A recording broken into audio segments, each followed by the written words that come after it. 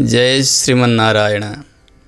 श्रीशैलेशदयापात्रं धीभक्त्यादिगुणार्णवं यतीन्द्रप्रवणं वन्दे रम्यजामातरं मुनिं।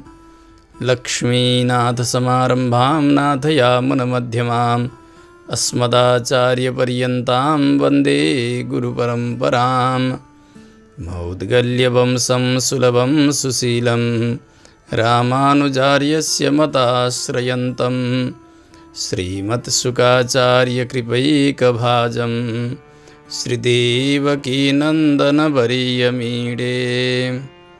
चिदचित्परतत्त्वानां तत्त्वयाथार्थ्यवेदिने रामानुजाय मुनये नमो मम गरीयसे। नीलातुङ्गस्तनगिरितटी सुप्तमुद्बोध्य कृष्णं पारार्थ्यं स्वं श्रुतिशतशिरसिद्धमध्यापयन्ति। सोच्छिष्टायां स्रजिनिगलितं यावलात्कृत्य भुङ्क्ते गोदा तस्यै नमैदमिदं भूय एवास्तु भूयः।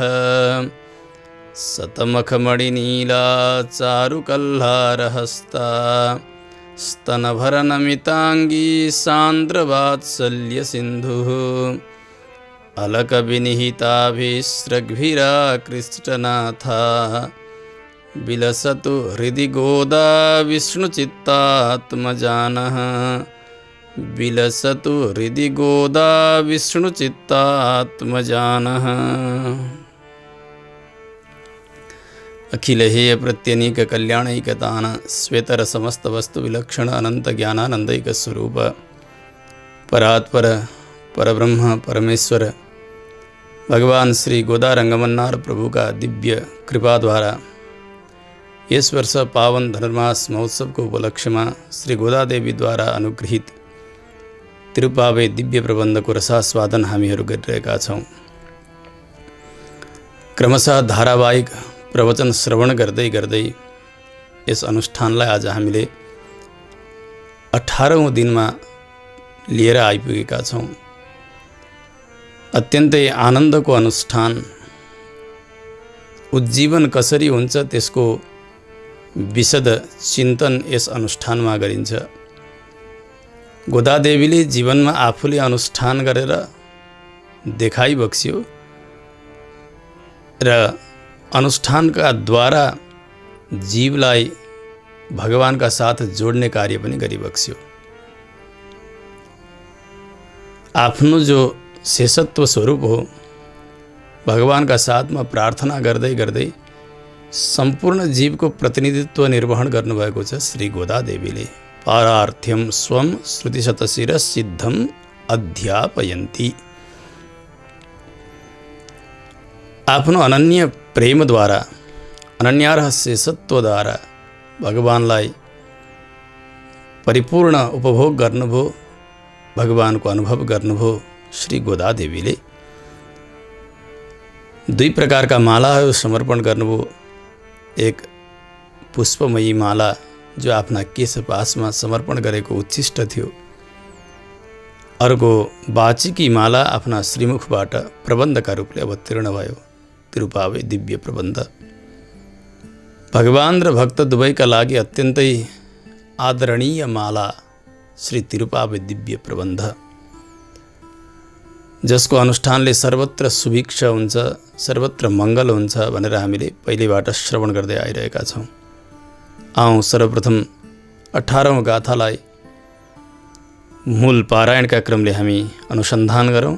त्यस पछाडि यसको अनुवादमा र व्याख्यामा हामी प्रवेश गर्नेछौँ। उन्दु मदगलित्तन ओडाद तोलबलियन नन्द गोपालन मरुमगलेन पिन्नाय कंदं कमडं कुडली कड़ैतिरवाय बंधु एंगम कोडियलैत्तनगाण माधवी पंदल मेल पलगल कुइली नंगल कूबिनगाण पंदार विरली उन्मैत्तुनन पेर पाड सिंधामरई कയ്याल सिरार बलयोलिप्प बंधु तिरवाय मगडिंदेलो रिंबावाय।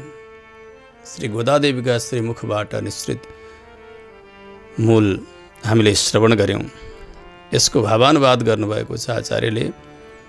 मद जलश्रुतियुक्त मातंग संपन्नस्य अथवा मत्तमातङ्गजैत्रस्य यद्वा मत्तमातङ्गोपमेयस्य सुमहितभुजबलसारिणश्च नन्दगोपस्य स्नुषे नीलादेवी सौगन्ध्यसंभृतचिकुरबन्धे कवाटबन्धमुन्मोचयेथाः कुक्कुटास्तावत् सर्वत्र प्रसृमराः कूजन्ति माधवीततिनिसन्नाः कोकिलगणाश्च असकृन्निजकण्ठनादं प्रदर्शयन्ति ऐकन्दुकाञ्चितपाणितले नीले युष्मद्वल्लभवैभवसङ्कीर्तनार्थम् अस्मान् अन्तः प्रवेशयितुं सौवर्णकरबलयततिनिनदेन सह समागत्य सरसिजोपमेयपाणितलेन सानन्दं समुद्घाटय कवाटिकाम्। गोदादेवीले यस गाथाद्वारा श्री नीलादेवीको उत्थापन गरिरहनु भएको छ। आफ्ना गण्डस्थलबाट मद बगाउने यस्ता बलिया हात्तीहरूलाई पाल्ने त्यस्ता हात्तीका धनी अथवा मत्त हात्तीहरूलाई जित्ने अथवा मत्त हात्ती समान बल भएका अत्यन्तै दृढ भुजबल युक्त भएका नन्दगोपकी बुहारी हे नीलादेवी, आफ्ना गण्डस्थलबाट मद बगाइरहने यस्ता मस्त हात्तीहरूलाई पाल्ने हात्तीका धनी अथवा मत्त मातङ्गलाई जित्ने वाला अथवा मस्त हात्ती समान भएका सुदृढ भुजबल युक्त भएका नन्दगोपकी बुहारी हे नीलादेवी, सुगन्धित केश भएकी तपाईं उठेर यो दैलो खोलिदिनुहोस्। सारा कुखुराहरू जागेर सर्वत्र आवाज गरिरहेका छन्। माधवी लतामा बसेका कोइलीहरू पनि बार बार आफ्नो सुमधुर कण्ठनाद गरिरहेका छन्। ऐ कन्दुकाञ्चित पाणितले नीले, हे हातमा भकुण्डो लिएकी नीलादेवी, तपाईका प्राणपतिको वैभव संकीर्तन गर्नका निमित्त हामीलाई भित्र प्रवेश गराउन सोनका चुराहरू लगाएको हातको झन्झङ आवाजले आएर तपाईं आफ्ना कमल जस्ता हातद्वारा आनन्दपूर्वक यो दैलो खोलिदिनुहोस्। यस प्रकारले मूलमा प्रार्थना गर्नुभयो। हामीलाई मूल श्रवण गर्दा लाग्छ हो के भन्न खोजेको होला, के होला जस्तो। जबसम्म पूर्वाचार्यहरूको व्याख्याको हामीले आश्रय लिँदैनौँ तबसम्म यसका रहस्यहरू उद्घाटित हुँदै हुँदैनन्। पहिलेबाट हामीले बताउँदै आएका छौँ। जस्तो कि एउटा सामान्य टालोमा मैलो धैलो वस्त्रमा बहुमूल्य रत्नहरू पोको पारेर राखियो भने कहीँ राखिदिए पनि कसैका आँखा लाग्दैन नि यहाँ सम्पत्ति छ भन्ने, उसले मान्दैन। जो जान्नेवाला हो उसले भने त्यो पोको खोल्दै खोल्दै गएर त्यो रत्नलाई भेट्दछ। त्यस्तै प्रकारले शब्दतः हेर्दाखेरि अत्यन्तै सामान्य शब्दहरू बोल्नुभएको छ श्री गोदादेवीले।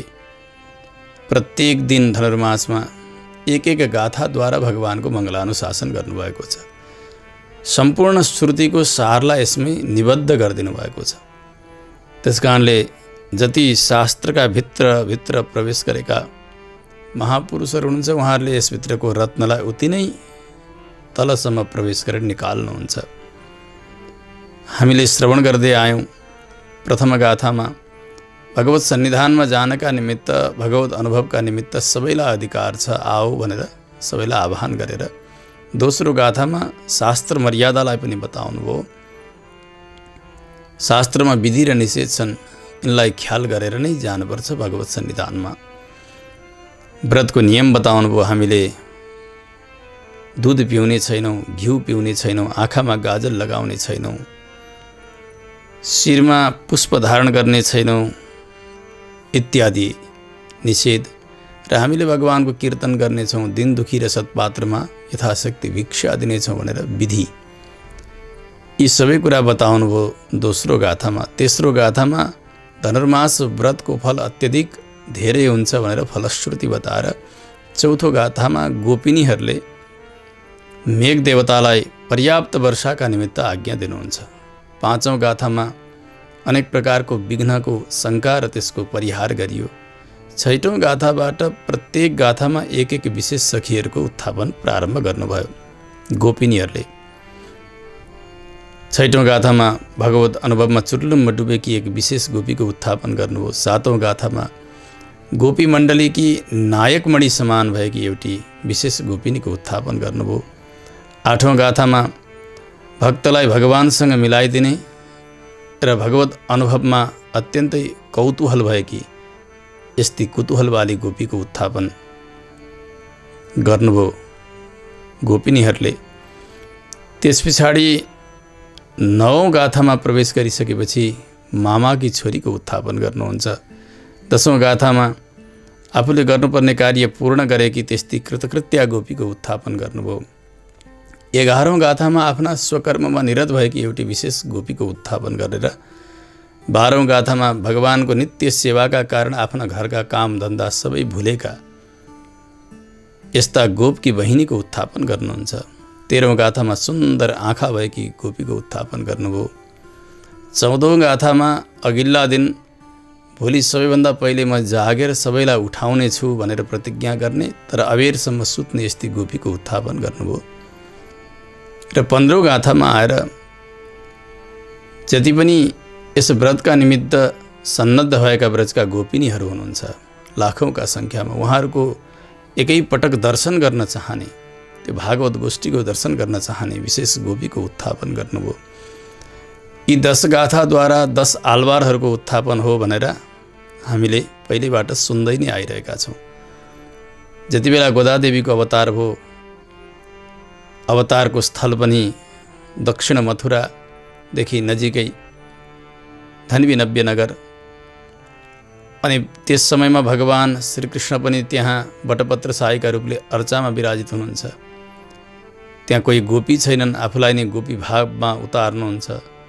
आलवारहरू नै त्यस समयका सखीहरू हुनुहुन्छ गोदादेवीका। त्यसकारणले 10 सखीका रूपले धन्वी नव्य नगरलाई नै श्री ब्रजभूमिका रूपले परिकल्पना गरेर बटपत्र साई भगवानलाई नै श्री बालमुकुन्दका रूपले अनुभव गर्दै यो व्रतलाई सम्पन्न गर्नुभयो भगवान श्री रङ्गनाथलाई पति पाऊँ भनेर। त्यसकारणले यी 10 गाथाद्वारा तत्कालका सखीहरू आलवारहरूको उत्थापन गरियो। 16औं गाथामा सारा गोपिनीहरू नन्द भवनका अघिल्तिर पुग्नुभयो। त्यहाँका द्वारपालहरूसँग आज्ञा माग्नुहुन्छ, भित्र प्रवेशका निमित्त प्रार्थना गर्नुहुन्छ। द्वारपालले भित्र जानका निमित्त धेरै परीक्षा गरेपछि आज्ञा दिनुभयो। भवनभित्र प्रवेश गरिसकेपछि समूहगत रूपमा सबैलाई नै उत्थापन गर्नुभयो गोपिनीहरूले। 17औं गाथामा कुन कुन कक्षमा को शयन गर्नुभएको छ यी सबैलाई निहाल्नु भएको जस्तो देखिन्न। भवनभित्र प्रवेश गरेर पनि सबै कोठामा सबैले सुन्ने गरी आवाज दिन्छ, उसै गरिकन पहिले नन्द बाबाको उत्थापन गर्नुभयो, यशोदा मैयाको उत्थापन गर्नुभयो, त्यस पछाडि भगवान श्रीकृष्णको उत्थापन गर्नुभयो र बलरामजीको उत्थापन गर्नुभयो। यसको रहस्यलाई पनि हामीले हिजो सुन्यौँ। आचार्य, मन्त्र, मन्त्रार्थ अनि मन्त्रसार यी 4को उद्बोधन हो भनेर हामीले स्वापदेशद्वारा श्रवण गर्यौँ। गोपिनीहरू जगाउने क्रममा अगाडि बढी नै रहनु भएको छ। जस्तो कि लोकमा कस्तो हुन्छ भने विवाहका धमाधमले कन्या माग्न बिर्सिने हुन्छ नि, बेका धमाधमले केटी माग्न बिर्सियो भनिन्छ नि। यहाँ त्यस्तै भए जस्तो लाग्यो यहाँहरूलाई। एकदमै कोलाहल छ विवाहका लागि, हल्ला छ, धुमधाम छ, तर केटी चाहिँ मागेकै छैन।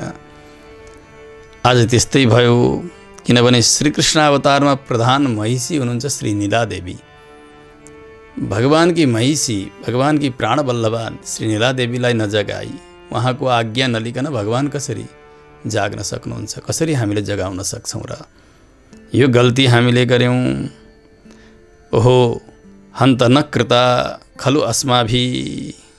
नीलादेवीको उद्बोधन त हामीले गरेनौँ नि। ओहो अब उठाउनुपर्छ नीलादेवीलाई भनेर गोपिनीहरू नीलादेवीलाई प्रार्थना गर्न प्रारम्भ गर्नुहुन्छ।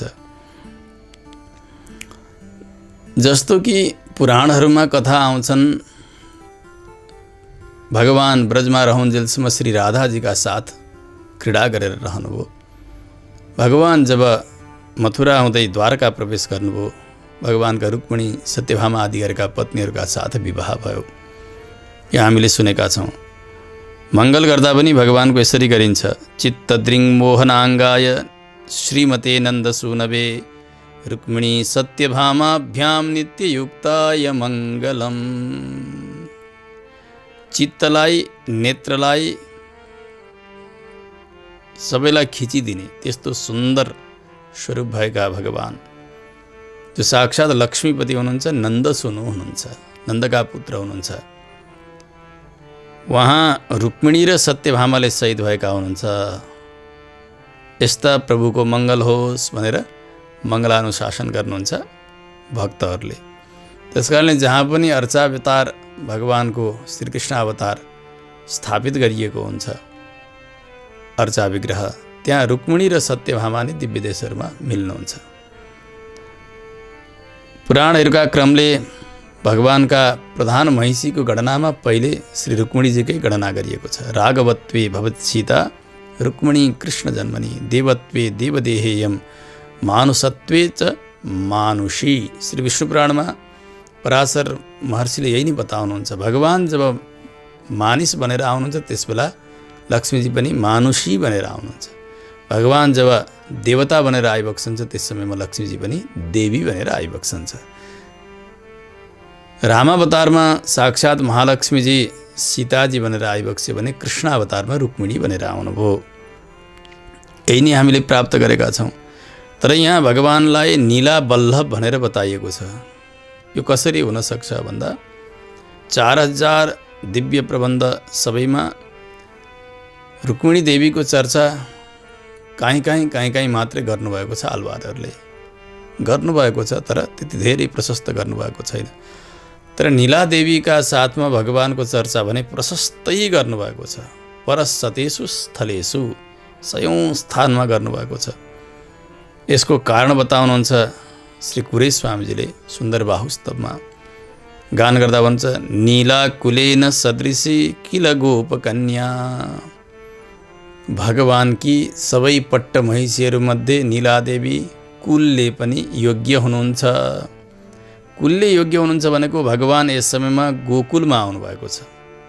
गोपाल कुलमा भगवानले अवतार लिइबक्सेको छ।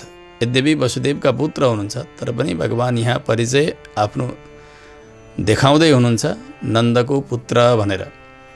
गोपाल वंशकै कोही एक नभएदेखि, कोही एउटी कन्याका साथ विवाह नभए कसरी कुलेन सदृशी, कुलले समान भएकी भन्न मिल्थ्यो र कुरेश स्वामीजीले भन्नुभएको छ।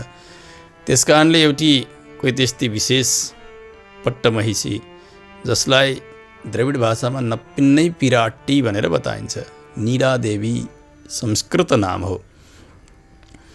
उहाँ भगवानको कुलले समान कुलमा हुनुहुन्थ्यो। भक्तहरूले त्यति नीलादेवीलाई जान्दैनन्, तर आलवारहरूले धेरै नै बताउनु भएको छ नि। भन्दा नीलादेवी को हुनुहुन्थ्यो? यशोदा देवीका सहोदर भाइ हुनुहुन्थ्यो कुम्भ नाम गरेका गोपाल। उहाँकी छोरी नीलादेवी, उहाँले 7 गोरु पाल्नु भएको थियो। अत्यन्तै बलिया बलिया थिए। ती 7 वृषभहरूलाई एकैपटक दमन गरेर भगवानले नीलादेवीका साथ विवाह गर्नुभएको थियो। काहीँ मामाकी छोरीका साथ विवाह गर्ने, काहीँ फुपूकै छोरीका साथ विवाह गर्ने, काहीँ मामा फुपूकै छोराछोरीका बिचमा विवाह हुने इत्यादि देशाचार कुलाचार परम्पराहरू अहिले पनि पाइन्छन्। उस समयमा पनि त्यही बुझ्नुपर्छ। भगवानले यसरी 7 गोरुहरूलाई दमन गरेर आफ्नै मामा यशोदाका भाइ कुम्भ नाम गरेका गोप उनकी छोरी नीलादेवीका साथ विवाह गर्नुभयो। सा इयं कृष्णेन परिणीता इति च इतिहासः। यस्तो इतिहास पाइन्छ। श्री भूमिदेवी सहित नीलादेवीको प्रशंसा सर्वत्र पाइएको छ। जस्तो कि वैकुण्ठे तु परेलोके श्री सहायोजनार्दनः उभाभ्यां भूमि नीलाभ्यां सेवितः परमेश्वरः। आचार्यहरूले यसरी पनि अनुभव गर्नुभएको छ। त्यो परमपद वैकुण्ठमा भगवान श्रीजीका साथमा लक्ष्मीजीका साथमा रहनुभएको छ। साथमा भूमिदेवी र नीलादेवी पनि विराजित भइबक्सन छ। यसबाट के जान्नु पर्यो भने नीलादेवी भगवानकी एउटी महिषी हुनुहुन्छ। श्री रामानुज स्वामीजीले पनि शरणागति गद्यमा एवं भूत श्री भूमि नीला नायक, यस्ता भगवान जो भूमि र नीलाका नायक भइबक्सन छ भनेर बताइबक्सेको छ। यस कारणले नीलादेवीको चर्चा आचार्यहरूले यत्रतत्र गरिबक्सेको छ। उहाँ नीलादेवी नै भगवानकी पट्टमहिषी हुनुहुन्छ। अरू सबै त उहाँ गएर विवाहित भए, परन्तु नीलादेवीका साथ भने भगवानले ब्रजमा रहँदै विवाह गर्नु हो। यसबाट यसो हेर्दाखेरि यद्यपि कल्पकल्पमा भगवानका विभिन्न अवतारहरू भइरहे, कृष्ण अवतार पनि विभिन्न कल्पमा भए, कथा चरित्र भगवानका अलिक फरक फरक हुन्छन् कल्पभेद अनुसार। अहिले पछिल्लो कल्पमा राधाजीको प्रशंसा आउँछ। उहाँ एक गोपकन्या हुनुहुन्थ्यो, वृषभानुकी छोरी हुनुहुन्थ्यो, भगवानकी बालसखी हुनुहुन्थ्यो, अत्यन्तै प्रेम पात्र हुनुहुन्थ्यो भनेर पनि हामीले सुन्छौँ। सर्वत्र पुराणहरूले बताएका छन्। हेर्दाखेरि करिब करिब श्री राधाजीको भूमिका नै नीलादेवीको जस्तो देखिन्छ। त्यसकारणले हुनसक्छ कुनै समयमा कुनै कल्पमा भगवानले अवतार लिइबक्स्यो, उस बेला नीलादेवीकै साथ विवाह गर्नुभयो। कुनै कल्पमा राधाजीका साथ भगवानले विहार गर्नुभयो। आखिर हुनुहुन्छ भगवानकै शक्ति यहाँहरू, भगवानकै अनन्य हुनुहुन्छ, अभिमत र अनुकूल हुनुहुन्छ यहाँहरू। यसरी यादवाभ्युदय नाम गरेको एउटा ग्रन्थ, जसको व्याख्या अव्यय दीक्षित नाम गरेका विद्वानले गर्नुभएको छ। उहाँले नीलादेवीको चर्चा हरिवंश पुराणमा आउँछ भनेर सङ्केत गर्नुभएको छ। यसुसले पुराण आदिमा पनि कहीँ कहीँ नीलादेवीको चर्चा पाइन्छ। पूर्वाचार्यहरूले भने प्रशस्त गान गर्नुभएको छ। यही कुरा यहाँ बुझ्नुपर्छ। भगवान श्रीकृष्ण ब्रजवासका समयमा उहाँको अभिमत र अनुरूप पत्नी श्री नीलादेवी नै हुनुहुन्थ्यो भन्ने कुरा यी सबै प्रमाणहरूबाट, पूर्वाचार्यहरूका श्री सुक्तिहरूबाट हामीले निश्चय गर्नुपर्छ। त्यही नै पद्धतिलाई यहाँ गोदादेवीले पनि अनुसरण गर्नुभएको पाइन्छ। यसकै प्रबन्धको प्रारम्भमै नीला तुङ्गस्तनगिरितटी सुप्तम उद्बोध्य कृष्णम भनेर नीलादेवीका साथमा शयन गर्ने भगवान श्रीकृष्णलाई गोदादेवीले जगाउनु भयो भनेर बताइएको छ। त्यसकारणले भगवानकी प्रधान महिषी नीलादेवी उहाँलाई नजगाइकन, उहाँबाट आज्ञा प्राप्त नगरिकन भगवानलाई उत्थापन गऱ्यौँ हामीले। त्यसकारणले भगवान उठ्नु भएन, यो ठुलो अपचार भएछ भनेर नीलादेवीलाई सम्बोधन गर्न प्रारम्भ गर्नुहुन्छ। पहिलो सम्बोधन गर्नुभयो नन्दगोपस्य स्नुषे, नन्दगोपकी बुहारी भनेर। यो भन्नुभन्दा पहिले कुम्भ नाम गरेका गोपकी छोरी भन्दा पनि त हुन्थ्यो नि। नन्दगोपकै बुहारी किन भन्नुभयो भन्दा स्त्रीहरूको दुई प्रकारका कुलमा सम्बन्ध हुन्छ। एउटा पितृकुलमा, अर्को पतिकुलमा। जन्म पितृकुलमा भयो, विवाह भइसकेपछि पतिकुलमा जानुहुन्छ उहाँहरू। गोत्र परिवर्तन पनि हुन्छ। सुलक्षणा नारीहरूले आफूलाई सौभाग्यवती र आफूलाई एक सती नारीका रूपले परिचय दिन चाहने यस्ता सभ्य आमाहरूले के गर्नुहुन्छ, विवाह भइसकेपछि आफ्ना पतिकुलद्वारा नै आफ्नो परिचय दिन चाहनुहुन्छ। पहिलो परिचय पतिकुलबाट, दोस्रो परिचय आफ्नो पितृकुलबाट, माइतीबाट। यो शिष्टाचार देख्न पाइन्छ, यो परम्परा देख्न पाइन्छ। जति बेला भगवान सीताजीको वियोगमा सर्वत्र भ्रमण गर्दै हुन्थ्यो, वन वनमा रुँदै रुँदै पुग्नुभयो सुग्रीवजीका पासमा, मितेरी भयो, बालीवध भयो। यतातिर सुग्रीवजीका आज्ञाले सर्वत्र वानरी सेनाहरू सीताजीको अन्वेषणका निमित्त जान्छन्। अंगदजीको नेतृत्वमा गएको यो टोली पुग्यो समुद्रका तटमा। अब त्यहाँ सम्पातीले बताए अनुसार रावणले सीताजीलाई हरण गरेर लङ्का लगेको छ, यो थाहा भयो। अब जान को समर्थ छ, बलको परीक्षा, चर्चा, विमर्श सबै भइसकेपछि हनुमानजी जान ठिक हुनुहुन्छ, निर्णय भयो, हनुमानजी जानुभयो। धेरै अन्वेषण गर्दै गर्दै गर्दै गर्दै पुग्नुभयो बल्ल बल्ल बल्ल जहाँ अशोक वाटिकामा सिमसभा वृक्षका फेदमा अत्यन्तै जीर्ण शीर्ण शरीर बनाएर चिन्ताका साथ बस्नुभएकी आमा जानकीजीलाई देख्नुहुन्छ। वृक्षका माथि बस्नुभएको छ हनुमानजी, सानो स्वरूप बनाउनु भएको छ। अत्यन्तै पीडा दिइरहेका छन् राक्षसीहरूले। रावण पनि आएर अनेक अनेक सताउँछ। सबै हेरिरहनु भएको छ माथिबाट। जब सबै गए, रात बढ्दै गयो, माथिबाट रामकथाको गान गर्नुभयो हनुमानजीले। यस्ता इक्ष्वाकु वंशमा परम धर्मात्मा सम्पन्नशाली राजा दशरथ हुनुभयो। उहाँका 4 भाइ पुत्र भए, त्यसमध्ये जेठा राम हुनुभयो। उहाँकी धर्मपत्नी सीता, भाइ लक्ष्मणका साथ सीताजीलाई लिएर भगवान पञ्चवटीमा जानुभएको थियो। त्यहाँबाट रावणले हरण गरेर लिएर गयो। आदि आदि जब वर्णन गर्न प्रारम्भ गर्नु सुमधुर स्वरले हनुमानजीले, सीताजी चकित हुनुभयो। हो, यो रात्रिका समयमा को यसरी गान गर्ने, को हुनुहुन्छ यसरी हेरेर प्रार्थना गर्नुभयो। हनुमानजी अगाडि आउनुभयो वानर स्वरूपमा।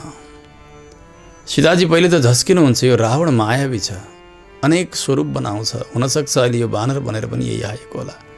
केही बेर सशङ्कित हुनुभयो। वार्ता भए, भगवानको दूत बनेर आएको छु हनुमानजीले सबै सुनाउनु भयो। भगवानको अवस्थालाई पनि बताउनु भयो। सीताजीले पनि आफ्ना पूर्व कथाहरूलाई सुनाउनु भयो। त्यो मुद्रिका प्रदान गर्नुभयो, राम नाम अंकित मुद्रिका हनुमानजीले। विश्वास भयो सीताजीलाई र वार्ता भयो।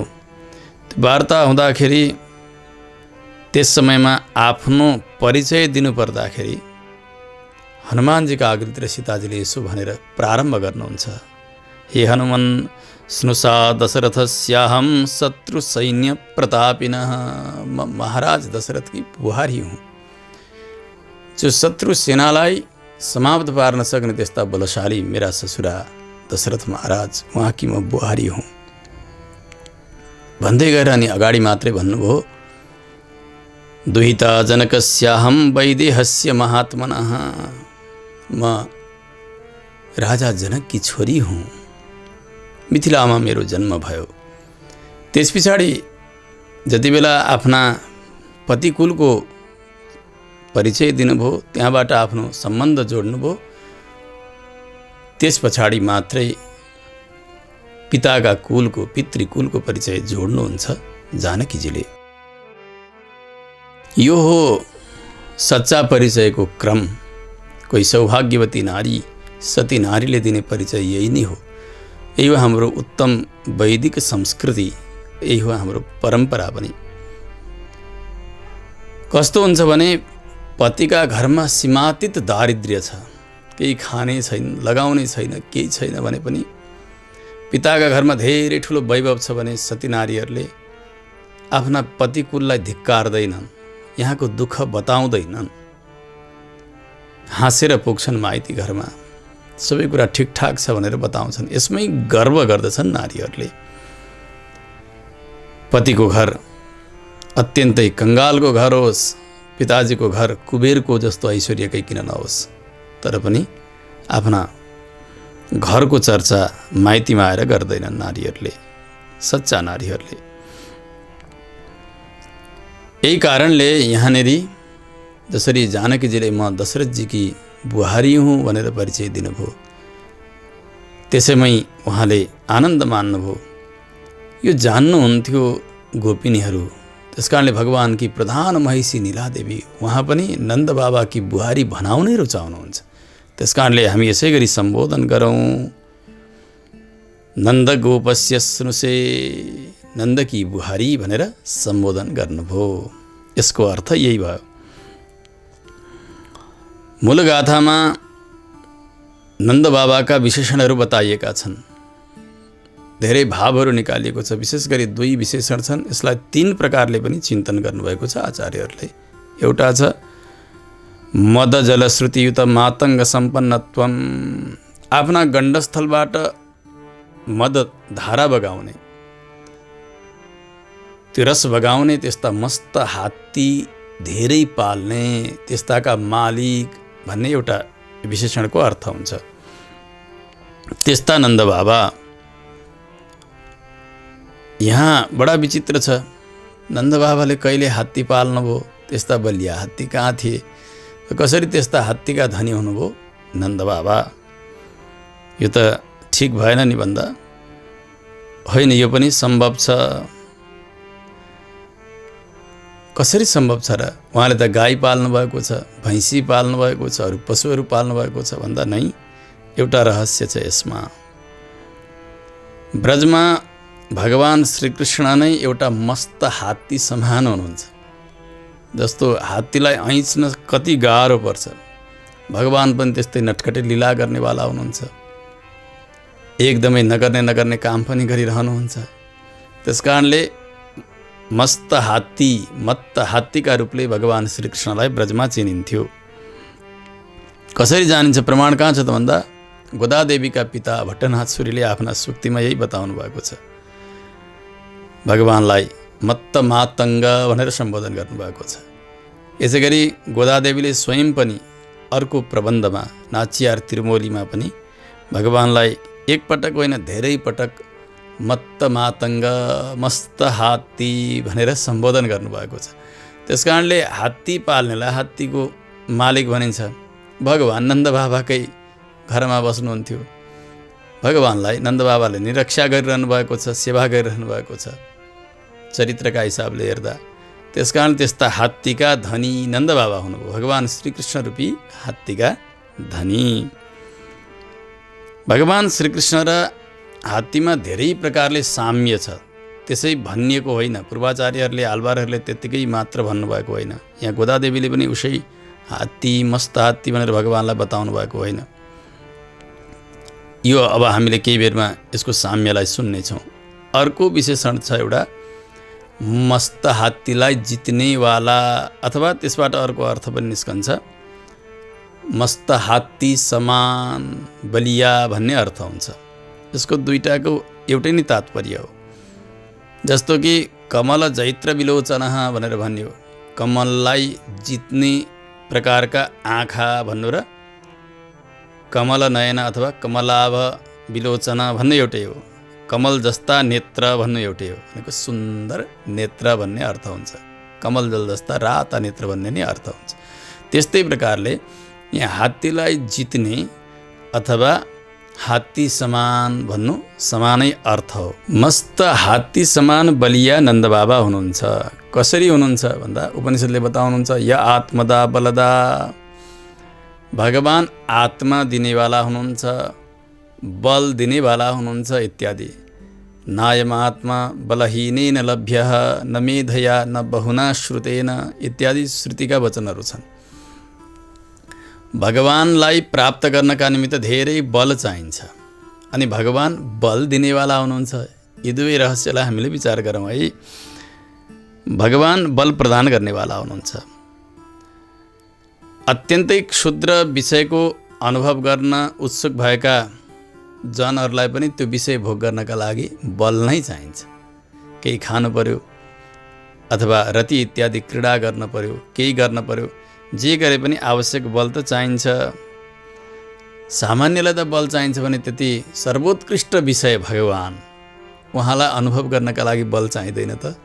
कति हो, कति उत्तम बल अपेक्षित हुन्छ। त्यस कारणले भगवत अनुभवका निमित्त चाहिने बल यहाँनिर भगवान स्वयं प्रदान गरिबक्सन्छ। तादृशं बलम सैव भगवान प्रयच्छति इति श्रुति आम्नासी। त्यस कारणले य आत्मदा बलदा, भगवान आत्मा दिनेवाला हुनुहुन्छ, बल दिनेवाला हुनुहुन्छ, बल दिने भगवान नै हुनुहुन्छ। त्यस्ता बलले युक्त भएका नन्दगोपाल हुनुहुन्छ, किनभने स्वयं बल प्रदान गर्ने भगवान नन्दबाबाका साथमा हुनुहुन्छ भनेपछि नन्दबाबा हात्ती समान बलवाला हुनुभयो, किनभने हात्ती भगवान उहाँ नन्दबाबाकै साथमा हुनुहुन्छ। त्यस कारणले ती बलले युक्त भएका नन्दबाबा हुनुभयो। किन नन्दबाबा भगवानको अनुभव गरिरहनु भएको छ, भगवान रूपी विषयको अनुभव गर्नका निमित्त शक्ति चाहिन्छ, त्यस कारणले त्यति समर्थ हुनुहुन्छ। यसैबाट विलक्षण सुदृढ भुजावाला, सुदृढ हातवाला भन्ने पनि यो विशेषणको व्याख्या भयो, किनभने भगवान सबैलाई शक्ति दिनेवाला प्रभु नन्दबाबाका साथमा हुनुहुन्छ। नन्दबाबा भगवानको अनुभव गरिरहनु भएको छ भने सामान्य शक्तिले भगवत अनुभव पाइन्न। क्षुद्र विषयको, सामान्य विषयको अनुभव गर्नका लागि त बल चाहिन्छ भने भगवत विषयका लागि कति बल चाहिएला, यो हामीले बुझ्नुपर्छ। यस्ता बलशाली नन्दगोपकी बुहारी भनेर नीलादेवीलाई सम्बोधन गर्नुभयो, नाम उच्चारण गर्नु भएन। ती बुहारी कुन हुन् भनेर खुलाउनु भएको छैन। यो सुन्नुभयो नीलादेवीले, मनमा नै विचार गर्नुभयो यी ब्रजमा भएका गोपिनी सबै त नन्दबाबाकै बुहारी त हुन् नि यिनीहरू। किन नन्द गोपसुतम देवी पति मे कुरुते नमः भन्छन्। नन्दका छोरालाई हाम्रा पति बनाइदिनुहोस् भनेर व्रत गरिरहेका छन्। त्यसो भएको हुनाले यी सबै त नन्दबाबाका बुहारी नै त भए नि। यसोसले मलाई मात्रै बोलाएको होइन होला। यहाँ सजातीयान पुरुषान वृद्धनारी शिशुंश्च वर्जयित्वा, पुरुषलाई छोडेर, बुढी आमाहरूलाई छोडेर, बाल बालिकाहरूलाई छोडेर अरू बाँकी जति पनि रहेका छन् ती सबै त बुहारी नै हुन चाहिरहेका छन्। त्यस कारणले मलाई नै बोलाएको कसरी हुन सक्छ र, होइन होला अरू कसैलाई बोलाएका हुन् यिनीहरूले भनेर चुप्प लागेर बस्नुभयो नीलादेवी भित्र। गोपिनीहरूले विचार गर्नुभयो, अरे अरे यसरी त भएन, यस्तो सोच्नुभयो होला, सबै त बुहारी नै हुन्, कसलाई बोलाएको थाहा पाउनु भएन होला। त्यसकारण हामी सोझै नाम लिएर बोलाउँ भनेर हे नीलादेवी भनेर नीलादेवीको नाम उच्चारण गर्नुभयो, साक्षात् सम्बोधन गर्नुभयो। यसबाट के भयो भने भगवान श्रीकृष्णमा पति बुद्धिले प्रेम गर्ने, आफूलाई पत्नी मानेर प्रेम गर्ने धेरै धेरै हौन गोपिनीहरू। तर शास्त्रीय पद्धति अनुसार ब्रजमा विवाह गरिएकी एउटी मात्रै महिषी हुनुहुन्छ, उहाँ हो नीलादेवी। उहाँ चाहिँ विधिवत बुहारी बनिसक्नु भएको छ नन्दबाबाकी। त्यस कारणले उहाँलाई नै सम्बोधन गरौँ भनेर सम्बोधन गर्नुभएको गोपिनीहरूले। अब भगवती नीलादेवी भगवानका नजिक शयन गर्नुभएको छ पलङमा। बाहिरबाट हे नीला भनिरहेका छन् गोपिनीहरूले। अब म यहाँ छैन भनेर नाटक गर्नु पर्यो भनेर भएको कपडा पनि यसो मुख छोपेर भित्रबाट अर्कै आवाज निकालेर बोल्नुहुन्छ नीलादेवी। त्यस्तो चलन छ नि, जस्तो कि कोही सानसाना नानी बाबुहरूले धेरै दुःख दिए केही गरे भने कोही डरलाग्दो आवाज निकालिदिने आमाहरूले, अथवा अर्कै आवाज निकालिदिने। राम्रो उज्यालो भइसकेको छैन, ब्रह्म मुहुर्तमा गोपिनीहरू आउनुभएको छ, ढोका बन्द छ, भित्रबाट नीलादेवीले अर्कै आवाज निकालिरहनु भएको छ। के भन्नुहुन्छ उहाँले भने नीला नात्र अस्ति, यहाँ त नीला छैन भनिदिनु भयो भित्रबाट स्वयं नीलादेवीले। त्यस पछाडि बाहिरका गोपिनीहरूले भन्नुभयो हामी कहाँ त्यसरी मान्छौँ र, नीलादेवी यहीँ हुनुहुन्छ। किन उहाँले केशमा धारण गरेका पुष्पको सुगन्ध आइराखेको छ। अरू सबै चिज त ढाकिएला, तर यो सुगन्ध त कसरी ढाकिन्छ र। नहि कस्तुरिका मोद शपथेन निवार्यते। त्यो कस्तुरीमा भएको सुगन्ध हजारौँ पटक यहाँ सुगन्ध छैन छैन छैन भनेर शपथ लिएर त्यो निवारण हुन्छ र त्यो हट्छ र त्यो त देखिन्छ नि। यसै गरी स्वाभाविक रूपले उहाँले केशमा लगाएको जो पुष्प हो त्यो पुष्पको सुगन्ध सर्वत्र आइरहेको छ, हामी थाहा पाइरहेका छौँ। त्यस कारणले तपाईँ नि नीलादेवी हुनुहुन्छ, यहीँ भित्र हुनुहुन्छ भनेर बाहिरका गोपिनीहरू भनिरहनु भएको छ। हे नीले त्वत् अलक निहित कुसुम सौरभमेव हि तब अन्तस्थितिम पिसुनयति वृथा अपलापेन किम ते फलम सेत्स्यति। तपाईँको त्यो पुष्पको सुगन्धले नै तपाईँ यहाँ हुनुहुन्छ भनेर हामीले जानिसकेका छौँ। नचाहिँदा कुरा गरेर के हजुरले जित्नुहुन्छ र के फल सिद्ध हुन्छ तपाईँको? यसो भन्ने बित्तिकै भित्र सुनिरहनु भएको छ नीलादेवी चुपचापसँग। तल दोस्रो गाथामा पहिले हामीले यो व्रत समाप्त नहुन्जेलसम्म दुध पिउने छैनौँ, घिउ पिउने छैनौँ, आँखामा गाजल लगाउने छैनौँ, केशमा पुष्प लगाउने छैनौँ भनेर प्रतिज्ञा गरेका गोपिनीहरूले, गोपिनी मध्येकी एउटी हुनुहुन्छ नीलादेवी। अब नीलादेवी आज पक्राउ पर्नु हो, उहाँका केशमा पुष्प, त्यो पुष्पको सुगन्ध। अब त झन् बाहिरका गोपिनीहरूले आफ्ना शब्दका झरी लगाइदिनु भयो। हामीले यसरी व्रतको नियम बताएको होइन अस्ति, बिर्स्यौ? त्यो व्रतको नियम तोड्न मिल्छ र? आफै पुष्प लगाउने अनि भित्रभित्र बस्ने सुत्ने अनि फेरि म छैन भन्ने, यस्तो अपराध गर्न मिल्छ र? महत अवध्यम खलु एतत्, यो त नचाहिँदो पनि व्रतभङ्ग भयो भनेर आक्षेप पनि गर्नु हो बाहिरका गोपिनीहरूले। अब त नीलादेवीले विचार गर्नुभयो, म लुकेँ भनेर पनि भएन, थाहा पाइसके यिनीहरूले, पुष्प धारण नगर्नुपर्ने गरि नै सकेँ मैले। अब मैले यिनीहरूको अगाडितिर सार्वजनिक हुनु नै ठिक होला भन्ने विचार गर्नुभयो र भन्नुभयो भित्रबाट, ऐ भो सख्या निशीथ खलु इदानीम। केही न केही बहाना त चाहियो। बोल्न प्रारम्भ गर्नुभयो, सखी हो यो त मध्यरात हो नि, मध्यरातमा कसरी म बाहिर आउनु? तिमीहरू सबै यो मध्यरातमा समय नजानेर आइरहेका छौ बिहानी भयो भनेर। बेला भएको छैन, स्नानका लागि जाने बेला भएको छैन। गोपिनीहरूले त्यो सुनेर भन्नुभयो, हामी त्यसरी पागल भएका छौँ र? सुन्नु त, बाहिर यी कुखुराहरू बाँच्न थालिसकेका छन्। कुक्कुटास्तावत सर्वत्र प्रसृवराह कुजन्ती।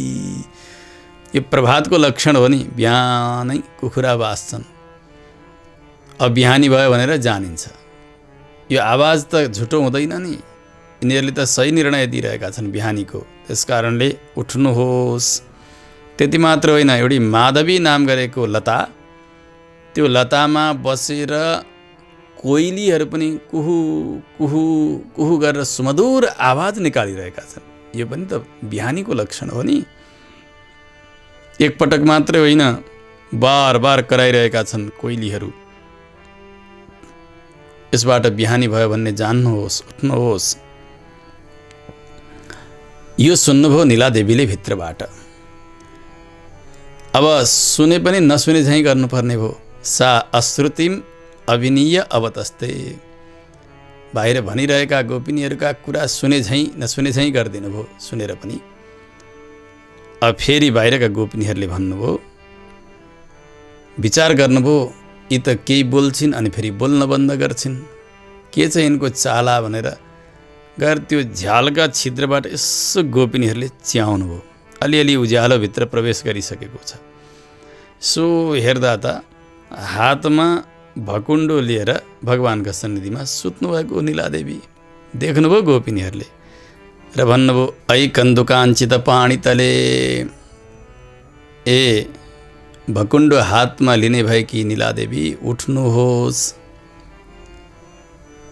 गोपिनीहरूले बाहिरबाट आक्षेप गर्दै भन्नुभयो, तपाईँले हिजो दिनभर भगवान् श्रीकृष्णका साथमा यो भकुण्डो खेल्नुभयो, कन्दुक क्रीडा गर्दा गर्दा थाक्नुभयो, अनि यो हातबाट यो भकुण्डो भैँमा राख्न पनि नपाइकन तपाईँ निदाउनु भएछ। यो हामीले देखिरहेका छौँ। त्यस कारणले उठ्नुहोस्।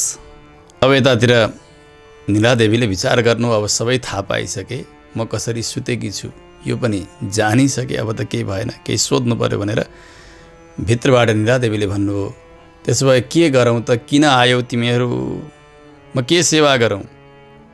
उत्तर दिँदै भन्नुभयो बाहिरका गोपिनीहरूले, हजुरका प्राण प्याराको वैभवको सङ्कीर्तन गर्नका निमित्त हामी आएका छौँ,